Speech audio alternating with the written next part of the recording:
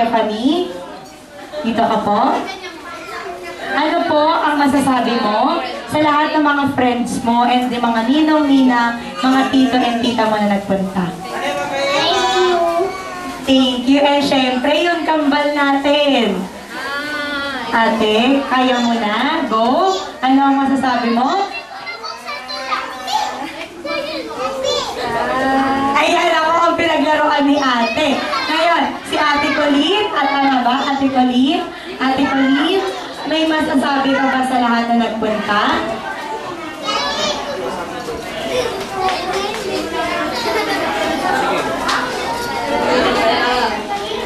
Ayan, Ate Mike to. Huwag mo siyang titigan. And syempre po, on behalf of Jollibee Grand Central, ako po ulit si Ate Grazel together with Kuya Alfred and the rest of Jollibee Grand Central family ay buong pusong nagpapasalamat sa inyong lahat, especially kay Colleen, Celine, and Stephanie na nag-celebrate ko ng birthday party po nyo rito. Sana po sa second birthday, third birthday, fourth birthday, fifth birthday, sixth, hanggang sa 18 ng kambal, ay magkita-kita tayo. And syempre po, sa 18th birthday din ni Ate Stephanie ay magkita-kita rin po tayo.